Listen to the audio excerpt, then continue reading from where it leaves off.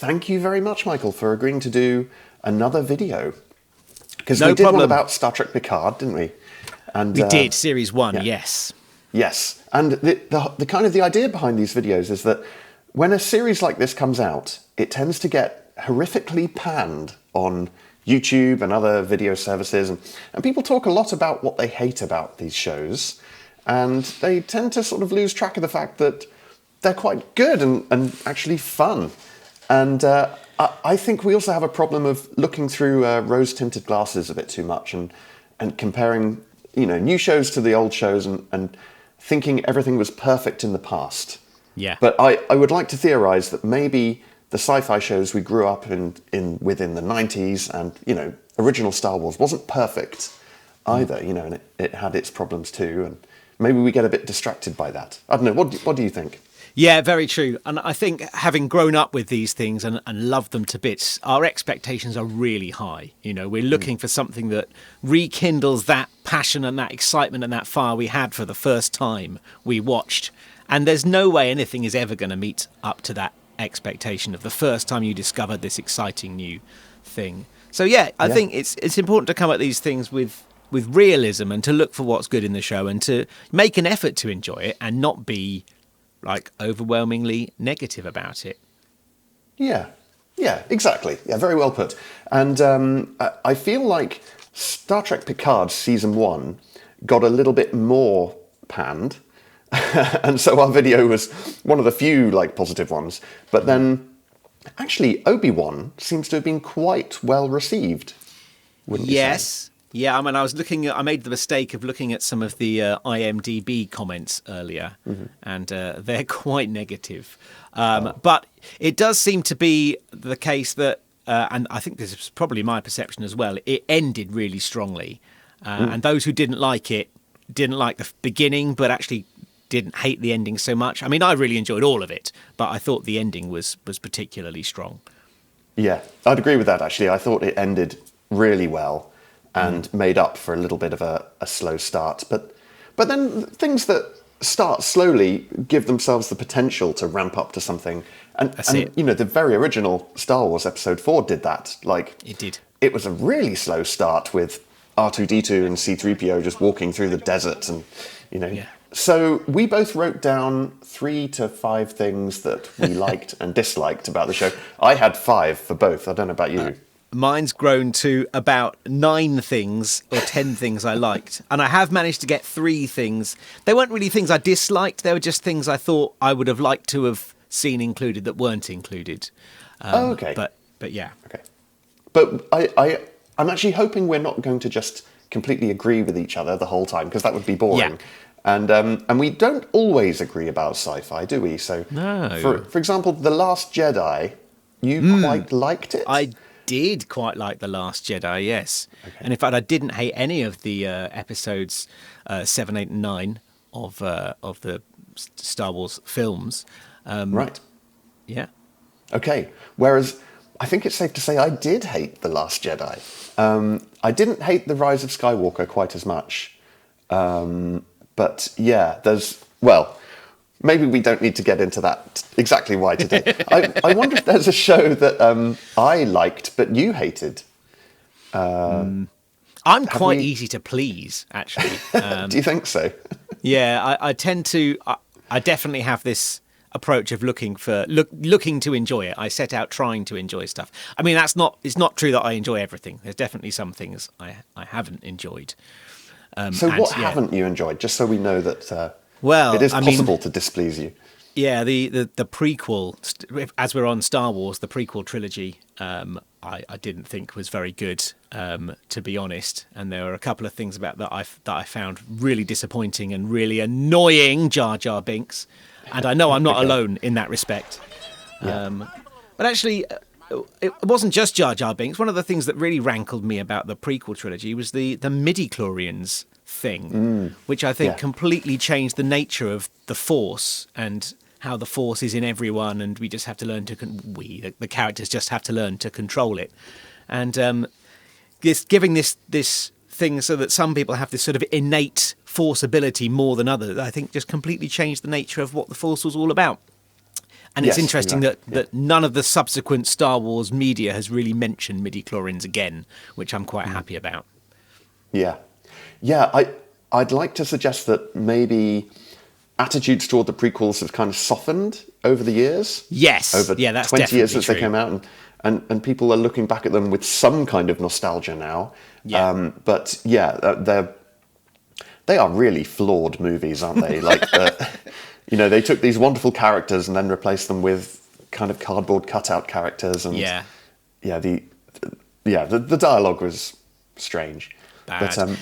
Yeah, I feel like George Lucas tried to distill what he thought people really loved about the first three films he made and just do more of that in the earlier films. But I think he got the wrong bits. So it was the enormous action sequences and Yoda doing huge stunts and stuff. That's not what we want from Yoda. We want him to be a wise character who, brings this calm and this... anyway, yeah, perhaps I won't go off on one too much about the prequels. But yeah, I think Okay. George Lucas misjudged that. yeah, yeah. In a nutshell, what did you think of Rogue One and Solo? I really liked Rogue One a lot. I mean, it was necessarily had quite a bleak ending because of what it's setting us up for. I suppose in a similar way to how Revenge of the Sith had quite a bleak ending. Solo, I liked less. I still did enjoy it, but yeah, it wouldn't be in one of my top lists of Star Wars things, I don't think. Okay.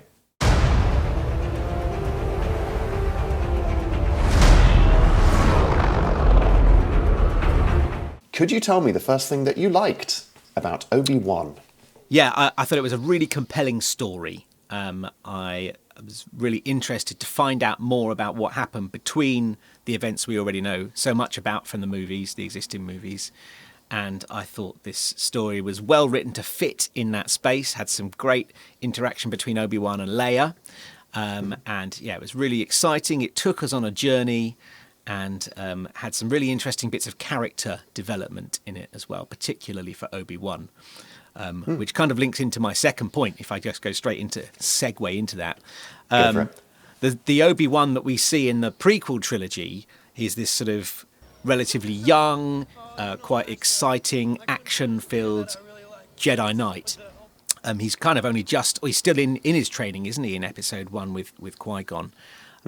Very different character from the Obi-Wan that we see in episode 4, who's this mature, zen, very calm kind of guy.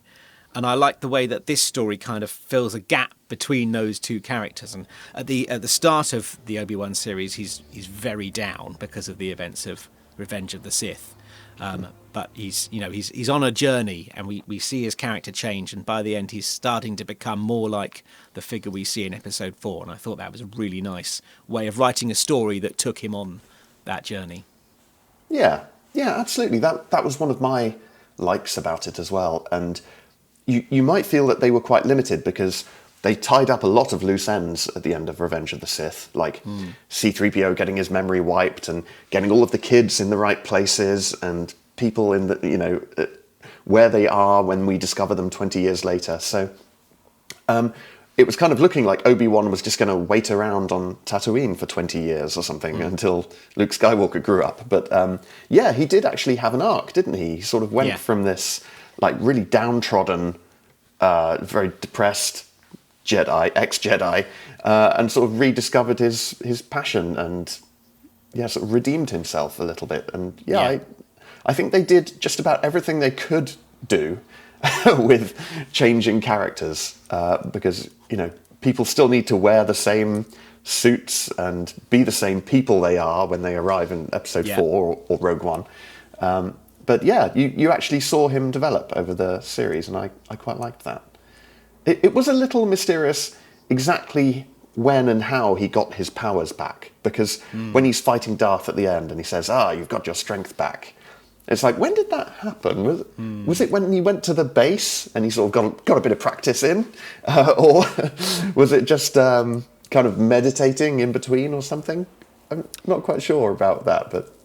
Yeah, perhaps it was more of a gradual thing, and I think the experience at Darth Vader's fortress certainly helped with that. A slow process of him gradually regaining his strength and his powers. Yeah. I'm not sure there was one moment. Yeah, okay. That does make more sense.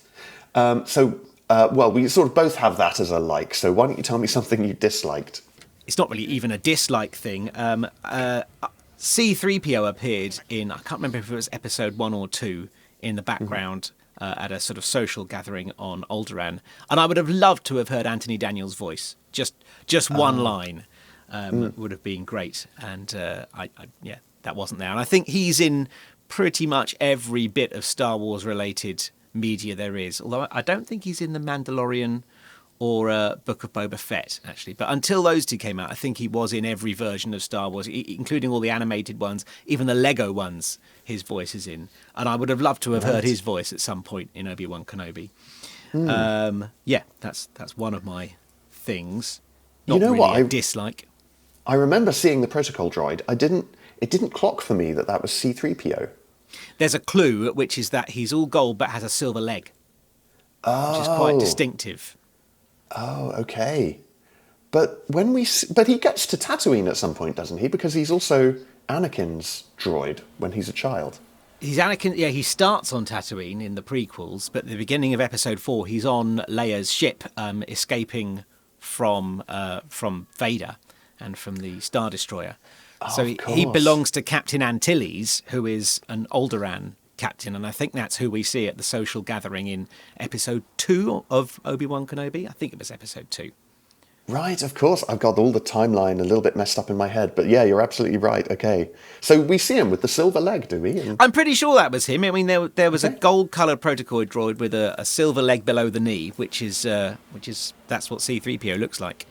Can I give you one of my dislikes? Please do. So, probably the biggest plot hole for me is why didn't he kill Darth Vader when he had the chance? So at the end, he's sort of like won the fight, which was a really cool fight, by the way. Yeah. I like that a lot. And then like he's in a position where he could just go and just basically kill Darth Vader in one swoop.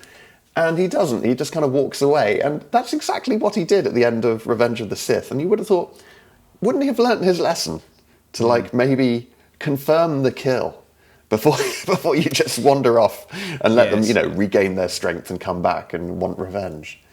Yeah. So, yeah, I thought that was a bit weird. And actually, I thought they missed a trick because they could have used Qui-Gon or Liam Neeson's cameo at that point to kind of explain that. Do you see where I'm going with this? To tell him not to. Yeah. To kind of rein him in. Yeah. If he'd been like, no, Padawan, it's not yet his time. And, maybe Qui-Gon could have sensed that in the future he could have been brought back to the light side. I think that would have been cool. Okay. Yeah. Well, shame they missed it. Yeah, okay. So, can you give me your second like? Yes. It made me think much more fondly of the prequels than I had done for a long time. There were a few flashbacks and actually using clips from the prequel films, but also some new scenes I think that they'd filmed with Ewan McGregor, like around the Jedi Academy and stuff. Yeah, and Hayden Christensen's lightsaber training scene. I don't think that was from the original films, and Hayden Christensen was looking a little bit older in it, so I think that was filmed more recently. And yeah, it actually made me think, maybe I should go and watch those again and give them another go.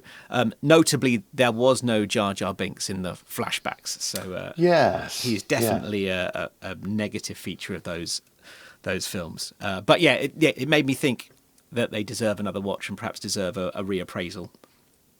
Do you think you'll enjoy them more this time around? I think approaching them with low expectations could lead to more enjoyment than how I originally approached them with very high expectations. Yeah, that was part of the problem, wasn't it? We all saw these amazing trailers. Like the trailer for The Phantom Menace was so exciting. And then the movie we've got was really weird. I remember thinking it was just weird. Like the whole stuff at the start where they're on the Trade Federation ship and then going down to the planet. I was like, this is not the Star Wars I remember, but yeah. Yeah, it was strange. Cool. Well, thank you. My second sort of is related to that, actually, which is just that I thought the action and choreography was very well done without being over the top like it was in the prequels. Because in the prequels, they're sort of spinning and jumping, and it's as acrobatic as it could possibly be. And this was a little more grounded, and I thought it really benefited from that. And like the first time Obi-Wan and Darth Vader fight on the mining planet, and I thought that was really great how Obi-Wan is sort of struggling, and you feel like the force of the hits, kind of like you do at the end of Return of the Jedi when Luke and Darth are fighting. That felt good. And then the very last fight as well, I thought was good as well. You felt the impact of those. Yeah, I strongly agree, and that was one of my points as well. Further down my list, I think it's the best Darth Vader Obi-Wan fight action we've had in any Star Wars franchise. The battle in Episode 4 between them is pretty brief, really. I mean, it's important the way it works in the story, and where Obi-Wan gets absorbed into the Force or whatever it is, that becomes a Force ghost. But this battle between them, I think, is great and better than any of the stuff in the battles in the prequel trilogy, for sure. Yeah. We talked about this the other day. I also really liked the way in that final battle, which was completely excellent. In fact, there's two things I'm going to say about that final battle. Okay. The first, which is the one we talked about the other day, is the way that Darth Vader has the higher ground, which is something that's commented on at the end of Revenge of the Sith, and uses it to his advantage and thinks he's beaten Obi-Wan, but he hasn't. Obi-Wan turns it all around and actually throws the higher ground right back at him, making all the rocks fly at him, which I thought was pretty cool. And I like the way the writers didn't hang a lantern on that. Darth Vader didn't quote the line from Episode 3. I was kind of expecting him to say something like, "Who's got the higher ground now, Obi-Wan?" But they didn't, and I thought that was classy. I thought that was nice not to have it there, but not make it too obvious. There was some restraint, wasn't there? Yeah. I think that was, Absolutely. Yeah. And the other thing I really liked about that battle, that really hit me actually, was the way they used the two voices together, James Earl Jones' voice and Hayden Christensen's voice. When his mask was smashed off, you could hear him through the mask, voiced by James Earl Jones, and you could hear him directly, voiced by Hayden Christensen, and the two together, that was just like, I mean, I actually said, wow, at the time when that first line was delivered, and it really hit me. I thought that was brilliant, and then it kind of faded back and forth between the two different voices as the rest of that scene played out. And I thought that was an excellent bit of writing and an excellent use of that effect and of the two different actors' voices. Really great television there. Yes. Yeah. Totally agree. Yeah, I noticed those things as well, and I'm glad they didn't get. It would have been so easy for the writers to add in a line about the high ground. Maybe they even recorded it, but I'm glad it didn't make the edit. Yeah. Cool. Okay, can you give me another dislike? Yes, I probably can. Yeah, I mean, we talked about this at the beginning a bit as well. I thought it took a while to get going. The last two episodes absolutely smashed it out of the park, particularly episode 6. I thought episode 5 was great as well.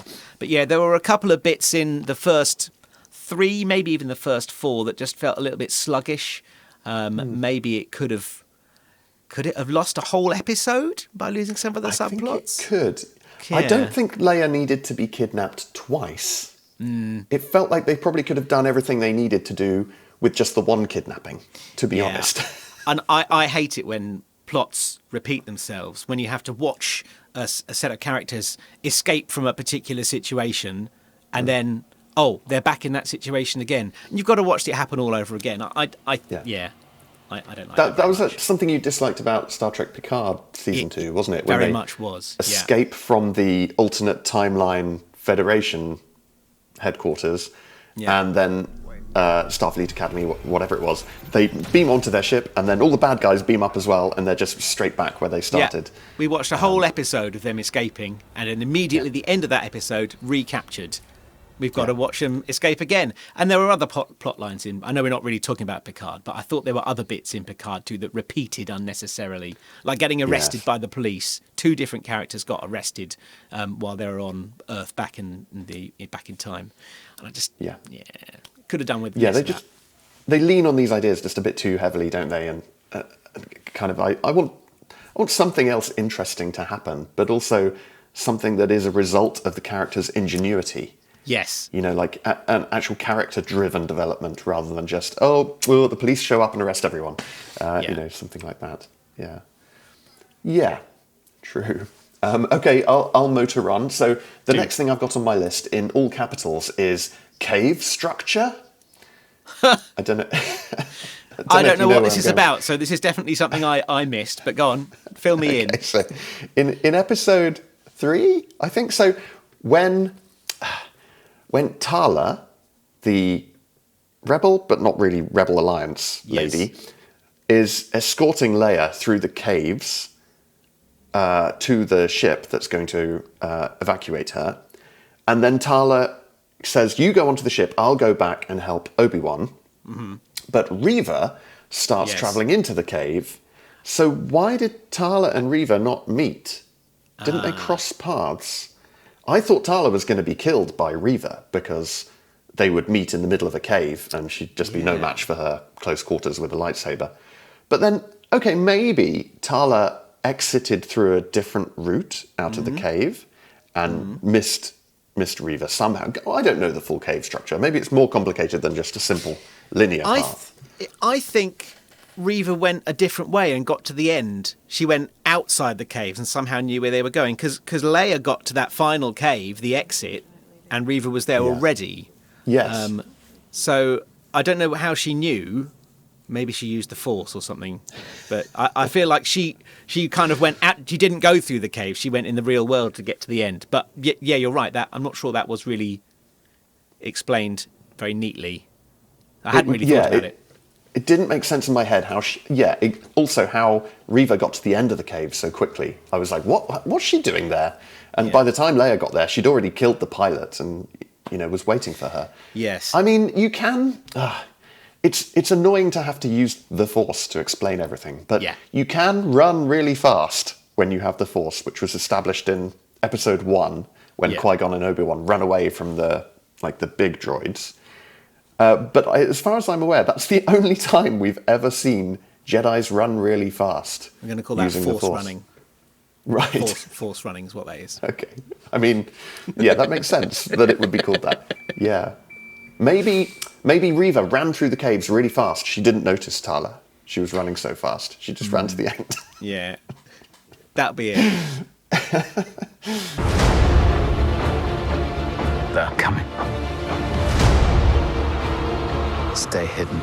I liked the way that the final episode resolved quite a lot of the apparent anachronisms between the prequel trilogy and the original trilogy. Things like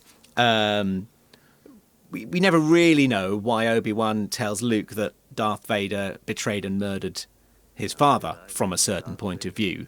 Which, I mean, it's alluded to in a later episode when in episode 5, 6. Yeah. I think it's in Jedi. I think it's in episode 6. What I told you was true from a certain point of view. But we had that lovely bit of dialogue between Vader and Obi-Wan, where Vader says, "No, it was me. I killed Anakin." And so you can see where that kind of has come from. I thought that was really nice, and it wasn't just thrown in to make that bit make sense. It also was part of the story and worked really well with the two characters' character development. It showed us that Anakin was now fully committed. He was totally Darth Vader, and the way he saw it, Darth Vader had killed Anakin Skywalker as well. Yeah. I thought that was great. There were some other bits as well like that. At the end of the battle, when Obi-Wan has just sort of had enough and goes off, he calls him Darth. Only a master of evil, Darth, is a line from episode 4. And that kind of, looking at it after seeing all the other Star Wars media, Darth is more of a title than a name. And it seems a bit weird that Obi-Wan calls him Darth. But putting it on the end of that, it's almost like a dismissive, he knows it's a title, but he's using it in a slightly derisive way. And that kind of tied in, I thought, really nicely with the confrontation they have in episode 4 and the way he calls him Darth. I thought that was great.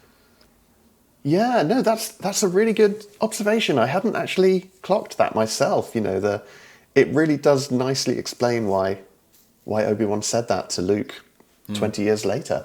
But it naturally fit in the conversation. It didn't stick out of the conversation so much that it made me realise it was put there for a reason. Yeah. So, no, that's cool. I wonder if Darth being a title is something that changed as they were making the original trilogy. Like, maybe Darth Vader was his name, and then they're like, no, we want other Darths later on.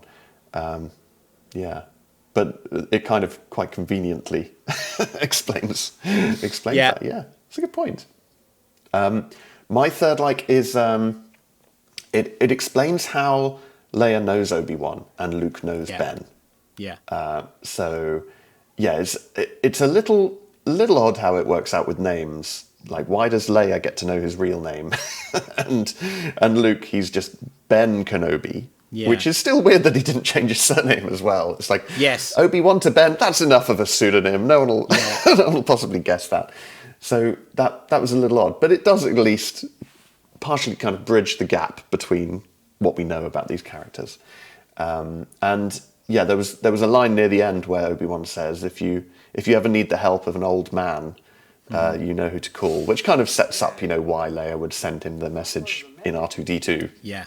Decades later. But it was maybe a little on the nose that Obi-Wan was predicting this event that would happen 20 or 30 years later, but still. Yeah. No, I had that down as one of my likes as well, actually. That's a good one. Okay, so can you give me a third dislike?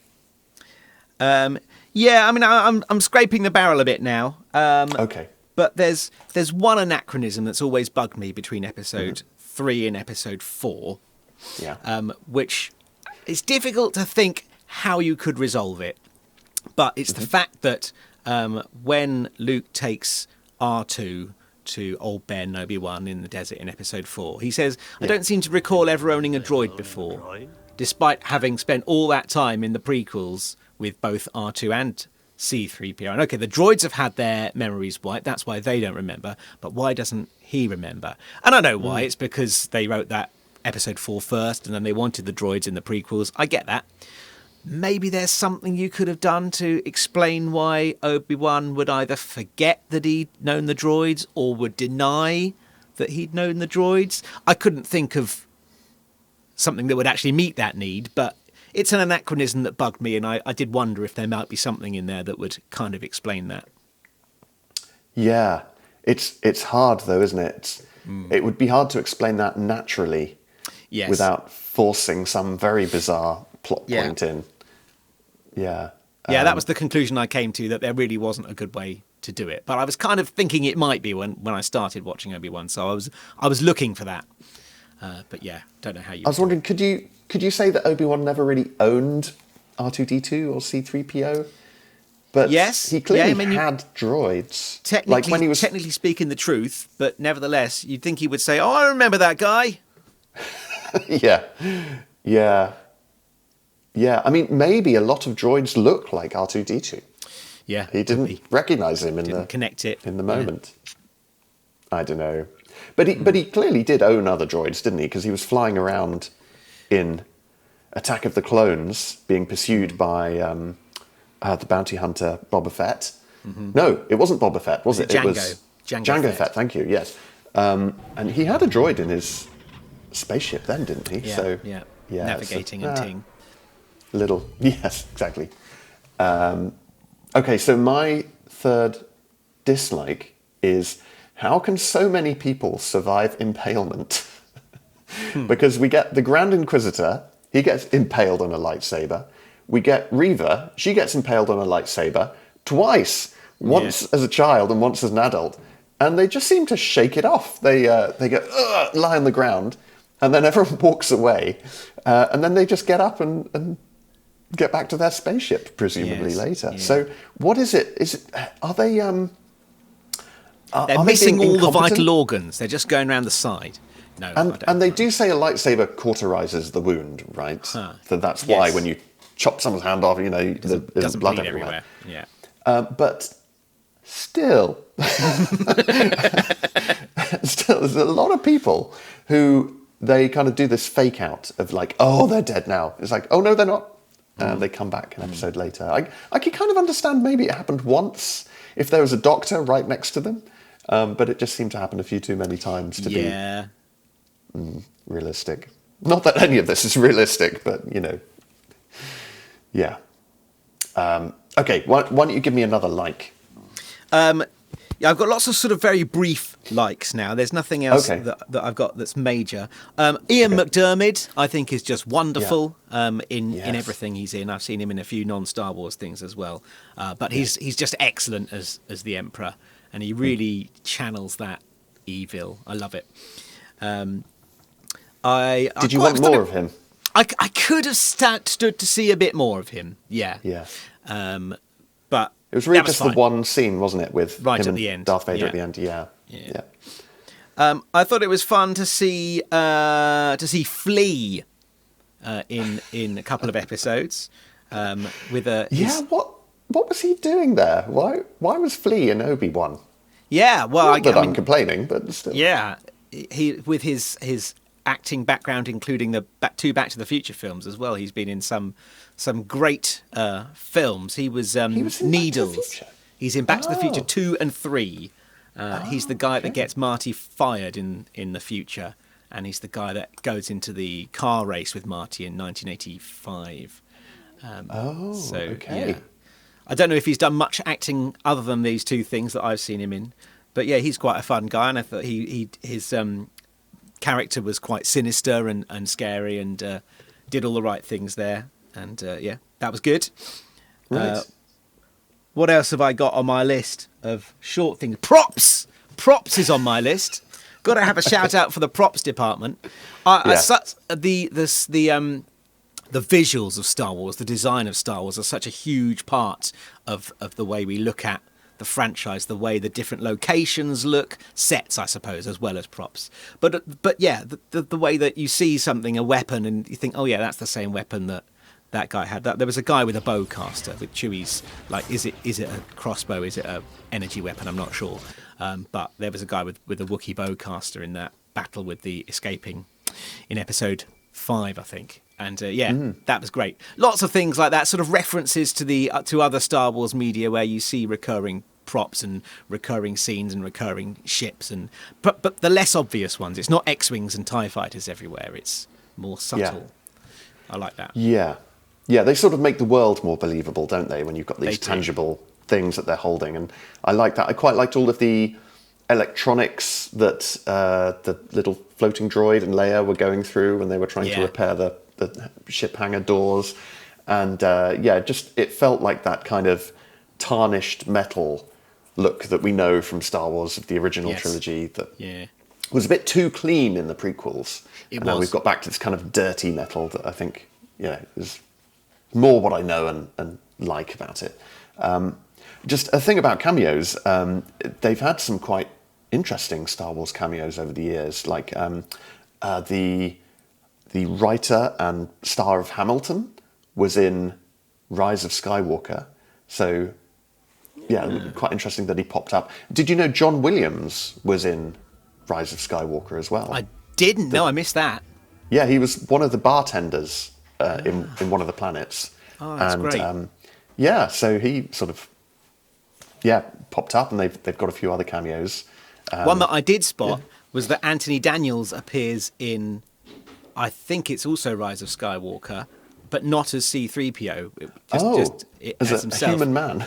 He's a character in the casino scene. Is that in Rise of Skywalker?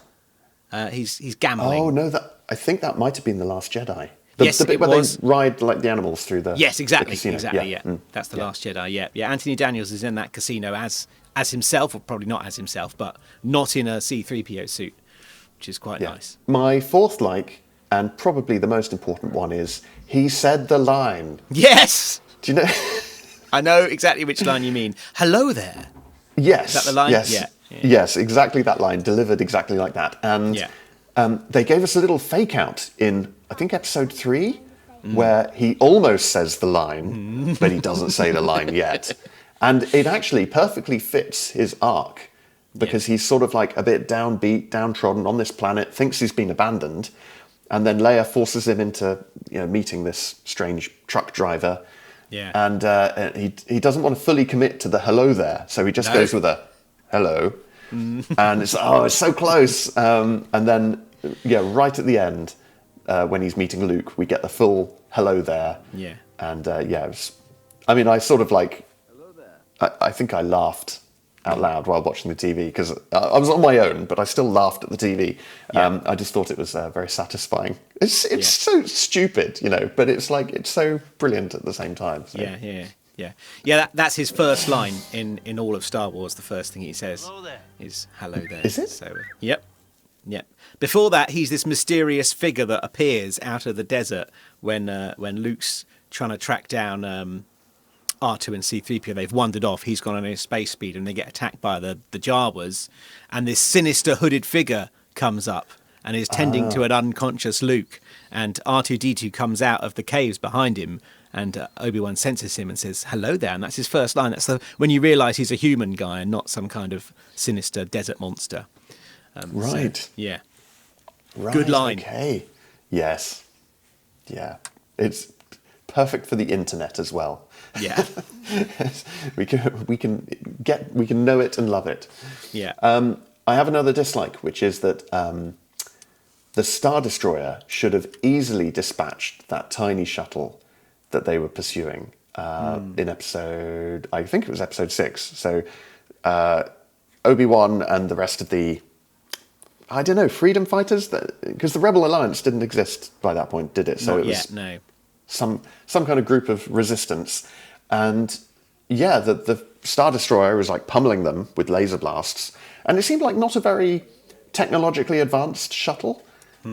So how did the Star Destroyer not completely wipe it out, or like send out a squadron of TIE fighters to shoot it down, or tractor beam? They have tractor beams, right? They could have. They do in other episodes, in other stories. So that seemed a little odd to me. And then also the shuttle had a drop ship, which Obi-Wan used, and then that seemed to be light speed capable. So why didn't they at least put a few people on the drop ship and get them to escape while they tried to fix the rest of the shuttle? It's just a few little, not exactly plot holes, but kind of like leaks, plot leaks in the plot bucket.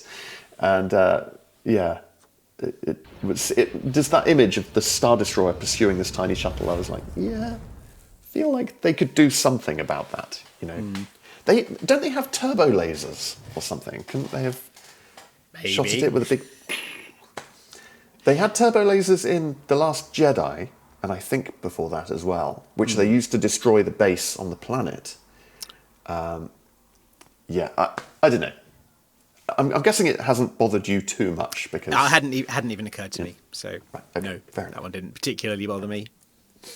I mean, the Millennium Falcon managed to avoid it when they were being pursued in Empire Strikes Back by so much. dodging a few shots and then latching onto the Star Destroyer, which I thought was cool. But, Very cool. Very cool move. Well done, Han Solo. Okay, well, I'll stop complaining about this one thing and bring it back to... Oh no, I've done all my likes, because my 5th like was the same as your first one. I'll keep complaining then. I've got one more main dislike, which is just that the power of the Force seems to be a little inconsistent, to say the least. And I dislike it when the Force is too powerful.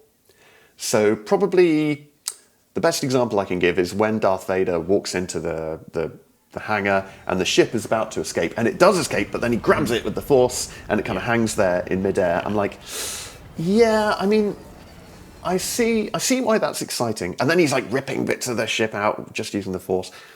If the Force was that powerful, you would have thought he'd use it more in other scenarios. So it seems a little inconsistent, and I don't want it to be that powerful. I want it to be a more subtle, nuanced thing. And like really, I felt like the most powerful it should be is when Yoda is lifting Luke's X-Wing out of the swamp. You know, that's sort of what I want the Force to be. And it to be more of like a connectivity kind of power than just literally about picking up heavy things and throwing them around. Luke says it's too heavy when he's trying to get Luke to lift the X-Wing out of the swamp. And Yoda says, size matters not. Judge me by my size, do you? So if you can lift an X-Wing out of a swamp, maybe you can stop a big transporter ship from blasting off if you've got sufficient control of the Force. And I reckon not many people would, but if anyone does, Darth Vader might be the guy who could do that. I guess so. It doesn't quite sit right with me that it's suddenly so much more powerful than we've seen before. You know, it should be an effort for him, though. It should take something out of him to do it. And I think it does. He's a bit drained. And then when the other ship appears after that, he's got nothing left because he's used it all up on the first ship. So the other ship escapes. That's the way I guess so. I read that. His midichlorians were tired. Yeah, they're midichlorians. So what did you think about the fight between Reva and Darth Vader, where he's not even using his lightsaber? He just like pushes her back with the Force and like blocks, and she like full on swings at his head, and he's just like, yeah. I mean, he's clearly so much more powerful with the Force than she is, that it was a bit one-sided, really. But I guess it had to happen because of the way that the story had developed. But yeah, like you said, he got her at the end, but then she was fine. Yes. Yeah, I mean, I can sort of understand some of this if they say, oh, well, he's beaten her down and he wants her to turn more to the dark side to seek power. And maybe that's how they, you know, sort of train the dark side Padawans and things. But yeah, I think one of my most exciting childhood memories of Star Wars is when Luke is hanging upside down in the monster's cave in Empire Strikes Back. In Hoth, thank you, yeah. And he's just trying to reach for his lightsaber, and it's just like shaking a little bit. Yeah. And you're almost screaming at the screen. You're going, come on, just grab the lightsaber. And and we've sort of come so far from that it makes me a little bit sad that we're now sort of throwing spaceships around. And I liked the subtlety of it and just how it might help you out a little bit in these few cases. I guess that Luke's quite early on in his journey of becoming a Jedi at that point. So yeah, I'm okay with more experienced Jedi being able to do more cool stuff with the Force. But yeah, so should there be a limit though? I mean, at what point does it become silly? That's it. You've got to. Otherwise, everything becomes too easy for the main characters if the Force is too powerful. So you're right. There should be some kind of limit to it somewhere. So I'm not sure what that line is. Okay. There is a bit where it's in one of the computer games, and the main character sees a Star Destroyer leaving the planet, and he like reaches out and pulls back the Star Destroyer. And it feels like they always do these things for like the impact of that one moment. They're going to be, it's going to be so cool. He's going to force pull a Star Destroyer, but after it kind of cheapens the feeling of everything else as a result. And it's sort of it just feels a bit wrong. They did a similar thing in The Last Jedi, didn't they? Or was it Rise of Skywalker, when there's a ship leaving the planet with what we think is Chewbacca on? Doesn't Kylo Ren like grab the shuttle in the air? I think he does. While it's taken off from the planet as well. Yeah. Well, I had a few complaints, but I think the positives massively outweigh the negatives, because there's so many ways you can mess it up. Yeah. I think they actually did remarkably well to avoid them. Yeah. And then, the really good things about the show, which is kind of I think the characters were my favourite part, you know, that they got the original actors back. Yes. And they were doing a good job, and they kind of bridged the gap between the young and the old. Yeah. And I thought they did that bit so well. Yeah, I was really happy to see Jimmy Smits as Senator Organa. Yes. I think he's great. And so many of the other characters as well. Yeah, really good. Yeah. So do you think there'll be a season 2 of Obi-Wan? Difficult to know what story they could write that would take it on from there without getting it too close to the start of 4. But I'd definitely watch one if there is one. And I suppose before I watched Obi-Wan, I couldn't really think about what kind of story they'd come up for that, and I think they did. I think it's a great story. So yeah, who knows? It's been very popular, I think, and very successful. So there's every incentive for them to do another one. Totally watch it. Okay. Right. Cool. Have you seen The Mandalorian and I have, Boba yes, Fett? and the Book of Boba Fett. I've seen both. Right. Yeah. So how did you think Obi-Wan compared to those series? Better, definitely Really? better. I mean, I enjoyed Mandalorian and Book of Boba Fett both very much. They both scratched a Star Wars itch, but they didn't kind of excite me in the same way that perhaps the original films did. Whereas I feel like Obi-Wan is much more in keeping with that, and I thought it was great. In fact, I think it's the best Star Wars since Star Wars, best but since the first 3 films. Right. I think. Yeah. I think Obi-Wan Kenobi is the best Star Wars media I've seen. I think I would either agree with you or I really like The Mandalorian series 2 as well. I thought that was very good. But I think it is good, and I'm looking forward to series 2 as well. Do you think we might possibly get a Luke series now? Luke Skywalker, the series? Yeah, maybe. Yes, I guess he does. At the start of episode 4, Luke does know Ben Kenobi, and he knows who he is. So he's obviously got some connection there, but they don't know each other well. So you've got to think carefully about how those two could interact without their relationship becoming too familiar. I meant years later. So between episode 6 and 7. Oh, wow. So Yeah, around the time of The Mandalorian. I would very much watch that. That would be great. Yes, Yeah. because they've done so much CG with making a younger Luke with Mark Hamill's voice in Book of Boba Fett. There was was it 2 episodes? He was pretty much all Luke action, which was great. Yeah. And I would watch more of that for sure. I feel like everyone I've spoken to that is at least a little bit interested in Star Wars really enjoyed the bits where Luke has come back and been very Lukey. That was definitely the snapperoo or payoff at the end of The Mandalorian. That was totally epic. And I would watch more of that for sure. Yeah, I really would. Yeah, and as digital de-aging technology becomes cheaper, I would have thought it's becoming more possible that they could have a young Luke for a whole episode without it looking too much in the uncanny valley. But probably there are Disney accountants figuring out how much it would cost to make each episode and if it would turn a profit as we speak. Yeah, at least I hope they are. Yeah, cool. Well, and that's all my points. And let me just have a quick look through my list, see if I've got anything else I wanted to say. I think I've ticked everything off now.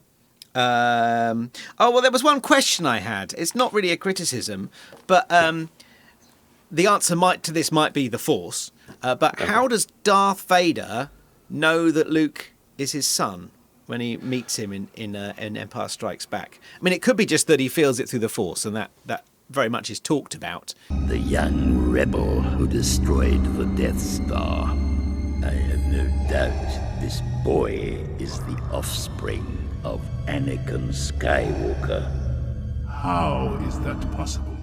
So the Emperor tells him about halfway through the film? But how does the Emperor know? Good question. Yeah.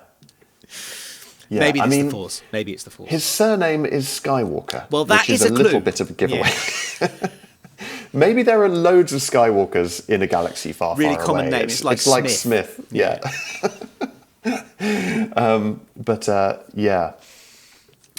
Why? Yeah, it's a bit unfair that Leia got a new surname, but Luke didn't. Seems like a bit of an oversight there, but Yes. they're trying to retrofit all of these explanations to a film Yes, made in quite 1978. right. So, Yeah. so maybe it's amazing they can stitch these things together as well as they can. But Yeah. Cool. All right. Well, thanks very much for doing this video. No problem. And maybe we'll do another one sometime. But I find these series that are the most interesting ones kind of just pop up out of nowhere, and then we decide, we should both talk about this, and that's where it comes from. But so who knows what's next? But thanks. And No problems. Well, I'll probably see you before we make another video together. Yeah. But see you in the next video. See you in the next video. All right. Cheers, Mike, and may the force be with you. And also with you. Bye. Bye.